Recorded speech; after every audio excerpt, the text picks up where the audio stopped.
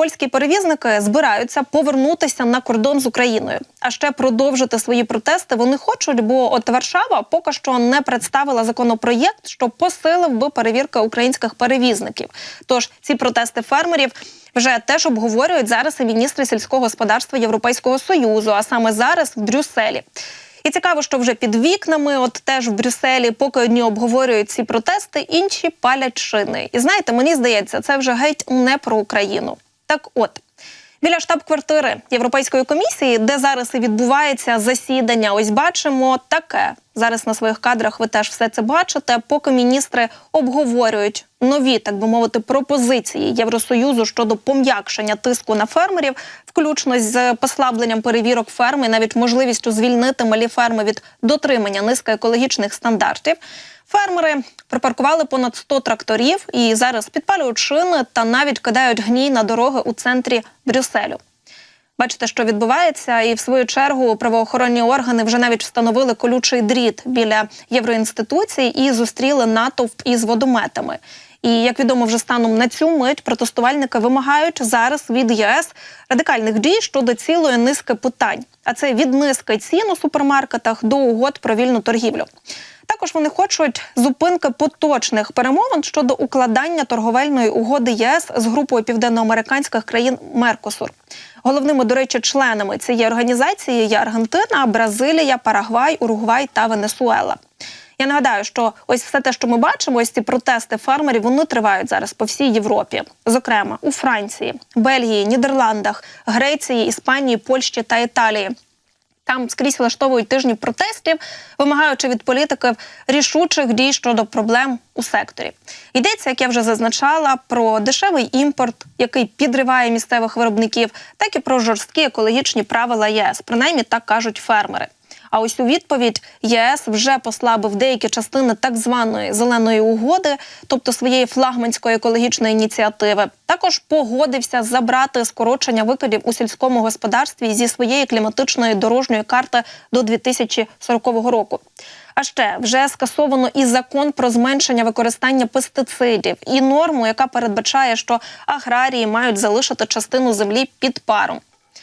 Тим часом міністр сільського господарства Польщі Чеслав Секерський заявив, що Європейська комісія, тільки вона несе відповідальність за неконтрольований приплив сільськогосподарської продукції з України до Польщі та, зокрема, на європейський ринок, а також за положеннями зеленого курсу, які спричинили протести фермерів по всій Європі.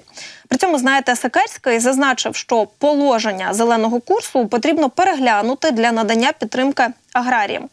А ще він переконаний, що Європейському Союзу необхідний новий підхід до співпраці з Україною. Зокрема, потрібно екстрено загальмувати широку лібералізацію торгівлі з цією країною. Він пояснив, що фермери вважають, що положення ось цього зеленого курсу не сприймаються в середовищі фермерів, і навіть вони утискають їхню професійну гідність. А вони, в свою чергу, хочуть керуватися сільськогосподарським наказом, а не розпорядженням чиновників із Брюсселя. Також Секерський повідомив, що на засіданні Ради міністрів ЄС наполегливо буде вимагати обмеження положень зеленого курсу та відтермінування продовження низки його положень. Також він сподівається, що переговори глави Єврокомісії Урсули фон дер Ляєн у Варшаві та Києві таки дадуть їй змогу краще зрозуміти взагалі проблеми, з якими зараз стикаються фермери. І знаєте, що примітно, що також міністр нагадав, що він веде переговори з міністрами сільського господарства інших країн, і нещодавно відбулися такі переговори з колегами, зокрема з нашої країни, а також Франції та Бельгії. І ось вже 1 березня до Варшави приїде аграрний міністр Німеччини і будуть говорити. А поговоривши з фермерами, які протестують на кордоні, міністр Секерський наголосив, що політизація цих протестів небезпечна. Хоч це розуміють. Давайте послухаємо. Це недобре для фермерів. Я закликаю їх провести громадський протест, щоб він був якомога менш обтяжливим, інакше громадська підтримка сільськогосподарських протестів знизиться.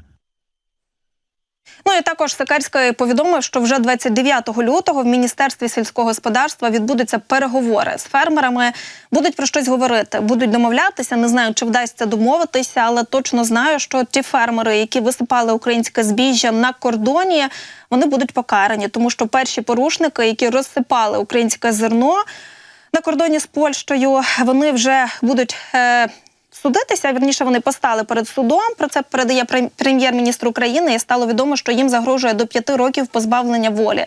Також пам'ятаємо, що відповідатиме перед судом і ось той поляк-фермер, який на минулому тижні, протестуючи, знову ж таки, і перекриваючи кордон, дуже просив, закликав Путіна розібратися у всьому. І цей плакат, який він вивісив на своєму тракторі, також красномовно свідчив про те, що, знаєте, у поляків, по-перше, коротка пам'ять, а по-друге, вони не надто розуміють, що насправді відбувається. І чому зараз ми усі, зокрема і Європа, і українці, а також весь світ повинні спостерігати за цими цинічними та підлими діями зі сторони певних поляків. Мова ж не йде про весь польський народ, а саме про тих аграріїв, фермерів польських, які, відпрацьовуючи методички Кремля і за криваві рублі, роблять те, що роблять. Блокують кордон, висипають українське збіжжя. І ті кадри, в принципі, які ми бачили вже сьогодні вранці, де вже висипано не один вагон українського зерна, зібраного під обстрілами, вони теж свідчать про те, що треба говорити. Тому, якщо 29 лютого там в Міністерстві сільського господарства в Польщі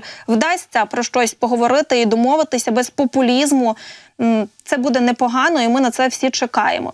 Але принагідно нагадую, що, знову ж таки, поки вони там домовлятимуться, нам своє робити, а це продовжувати боротися з Ордою. Тому підтримуємо Сили оборони, намагаємося робити все, що від нас сьогодні залежить, задля того, щоб принаймні вистояти, поки там світові лідери, політики, фермери, не знаю, хто ще вирішуватимуть наші долі. Ніхто не має права, в принципі, грати життям українців, і тільки ми сьогодні повинні стояти за свободу, за свою гідність, за свою країну і за своє майбутнє.